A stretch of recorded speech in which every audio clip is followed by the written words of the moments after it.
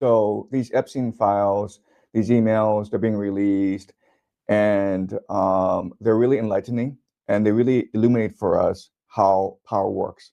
So I will give a structural overview of what these emails reveal to us. Okay, the first thing it reveals to us is that all these people in power, the elite, they're all friends with each other. So in public, the Democrats and Republicans, they can be fighting each other, but in reality, they go to the same schools, they go to the same parties, they're just friends with each other. So what you're seeing in public, the sort of like political struggle in public, it's all just fake. It's like wrestling. It's reality TV. The elite are all friends with each other. That's the first thing. Second thing that we've noticed about the emails is how cavalier the elite are. They think that they're above everyone else. They think they're untouchable. So they just speak their minds freely. I mean, Jeffrey Epstein, he was using Gmail in order to make all these sensitive communications. There was absolutely no operational security. He didn't really care because he believed he was untouchable. And that's how the elite think and behave. They live in a bubble. They think that they control the world, and they're untouchable. So they can do whatever they want. And all that matters is staying within this bubble, staying close to each other.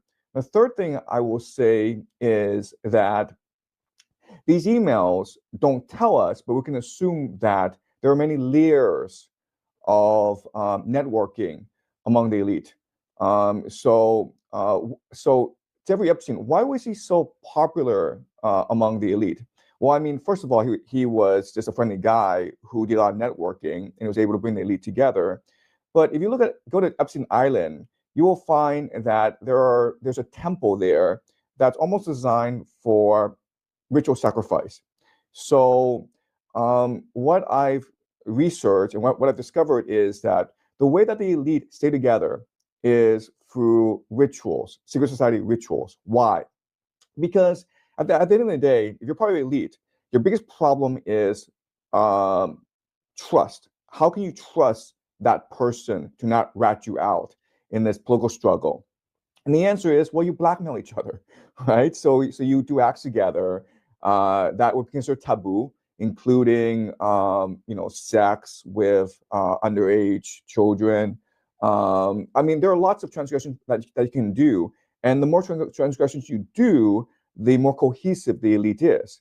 So, unfortunately, if you dig deeper into Jeffrey Epstein, what you'll find is a lot of um, um, transgressions, both sexual and violent as well, breaking these social taboos. I mean, like the public. I mean, like what's really astonishing about the Jeffrey Epstein case is that slowly the inner workings of the elite are being revealed to the public, and all these conspiracy theories that we once believed couldn't possibly be true, including that the entire American elite are just a bunch of pedophiles. I mean, they're slowly turning out to be true, and this marks a radical turning point in American history. Yeah, great point. And to that end, in terms of how flippant all of this is, and there is this email that's been the most recent emails that have been going around. What is so incredible about them is that the more that they are released in this weaponized way, the more we find out. And here is one between Epstein and between Epstein's brother Mark and him, talking, how are you doing? This is what they're saying. How are you doing? What is your boy Donald up to now? Referring to Donald Trump. Mark Epstein says, all good. Bannon is with me. So Steve Bannon. Then Mark says, ask him if Putin has the photos of Trump blowing Bubba. And I thought I had Surus. That's what Jeffrey Epstein said. What that means? That's a Yiddish word for trouble.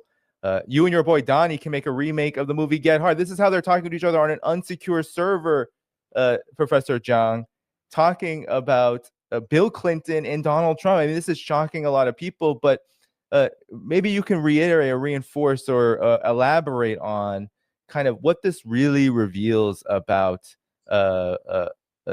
all of this? What's going on here? Because what I see is a dying American empire kind of just being exposed without real, not by journalists, not by people doing the work, but by themselves. Well, I mean, we also have to remember that Jeffrey Epstein, in his Manhattan penthouse, there's a painting of Bill Clinton in a dress, in drag, basically. So, one possible interpretation is that all these politicians that we think are our representatives, they're all just the playthings of the elite. They're just puppets of the elite. They're just paid actors. They're literally paid actors. And so American democracy has always been a lie. And so Bill Clinton, Donald Trump, they just do the bidding of the powerful. And the powerful are, in their parties, secret parties, laughing at us, mocking us, because they've been able to deceive us. And we every day are fighting over these petty politics that has absolutely nothing to do with real power. So I think that what these Epstein emails reveals is the deep contempt that the elite has for the people. And these politicians are nothing more than just these puppets that the elite display in front of us in order to distract us. Everything's being curated by the powerful. And so what we see in Washington D.C. has never been more than a reality TV show.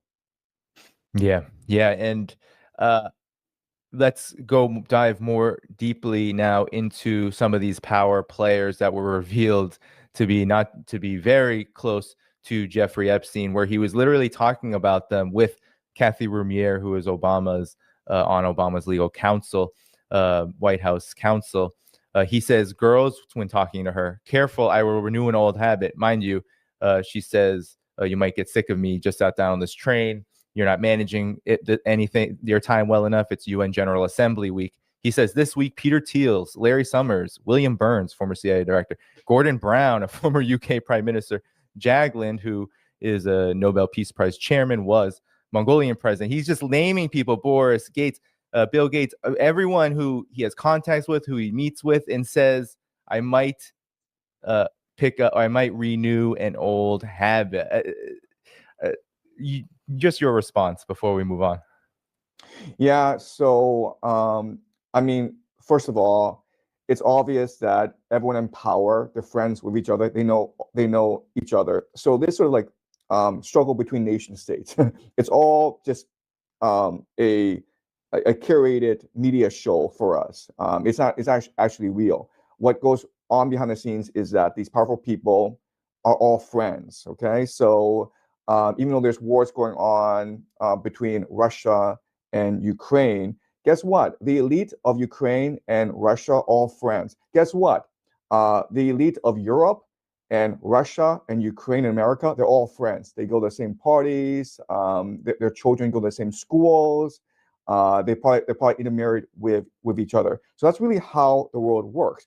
And as more and more of these Epstein files are released, the more and more we will discover that the elite is all interconnected. They're just playing us for fools.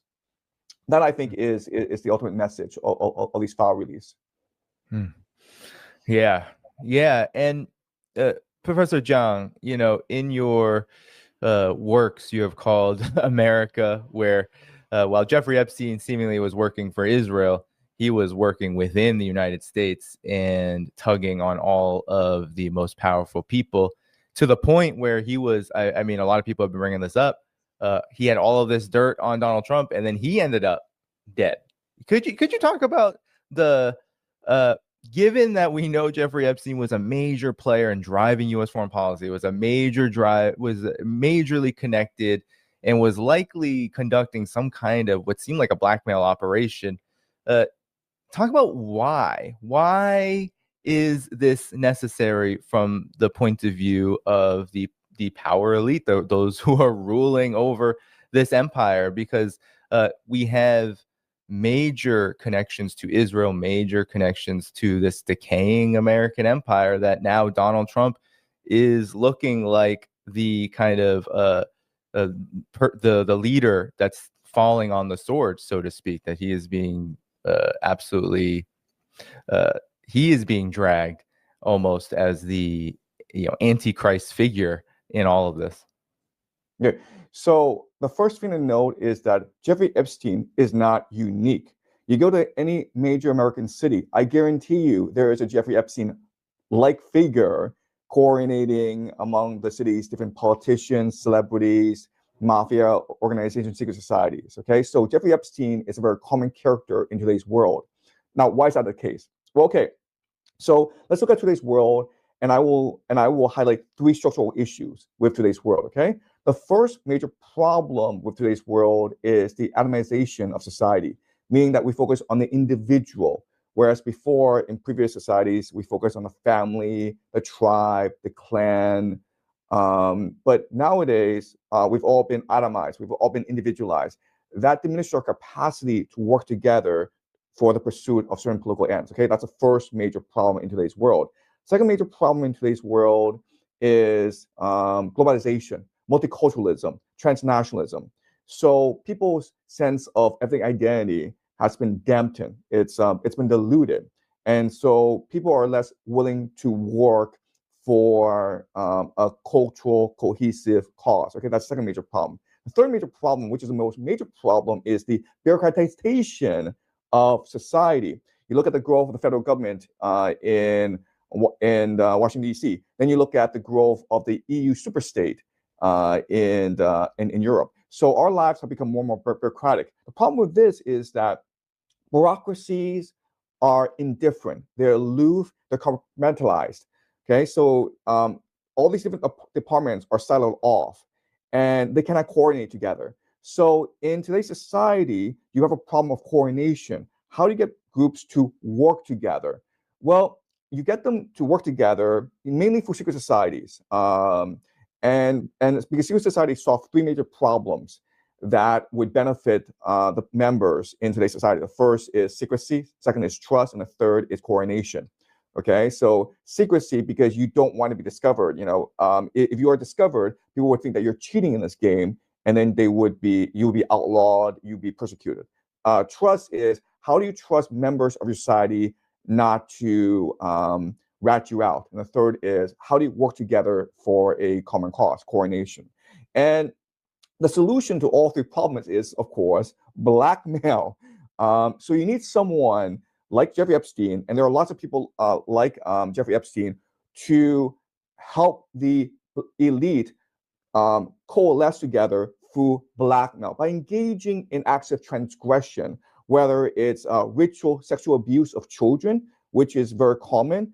But look, there are actually even worse forms of transgression. I'm not going to go into them because they are disgusting and vile. But we've all heard rumors of this transgression. So that's why we have blackmail today. That's why someone like Jeffrey Epstein is everywhere in society. And that's why we need someone like Jeffrey Epstein, because the only way for the elite to work together is through blackmail. Otherwise, they don't trust each other. Otherwise, they'll go to war with each other. So something I will say with regard to Donald Trump is that people forget that Trump's first mentor and his most influential teacher was actually Ray Cohn. Okay, if you look at Ray Cohn, if you look at history, he was actually the original Jeffrey Epstein. He was part of the Washington gay mafia, and he specialized in blackmailing politicians. He was very good friends with J. Edgar Hoover. They went to each other's parties where they engaged in all these sort of like homosexual endeavors, and they had pictures of each other. So Roy Cohn was the original Jeffrey Epstein, and he was the mentor of Donald Trump. So what did Donald Trump learn from Roy Cohn? He learned how to blackmail other people, but most importantly, and this is really important for us to understand, is he learned how to avoid being blackmailed. So another thing that I will say about Donald Trump is that he's a teetotaler. He does not drink. This is really weird because we've known him as a playboy ever since the 1980s, and he's always dating these beautiful women. He's always throwing these lavish parties. He's always hanging out with the most famous, the most wealthy, and he himself, even though he's organizing his parties, does not touch alcohol or drugs. Why? because he learned from Roy Cohn. That's how they get you. Okay. The worst thing that can happen to you is blackmail. So I guarantee you, these emails that are coming out, there's no dirt on this guy. If there was any dirt on this guy, Donald Trump, we would have seen it in 2016 or 2020 when the elite spent $6 billion to get rid of Donald Trump. Okay. So I'm telling you right now, there's absolutely no blackmail on Donald Trump. I'm also telling you that blackmail is just a way of life among the powerful.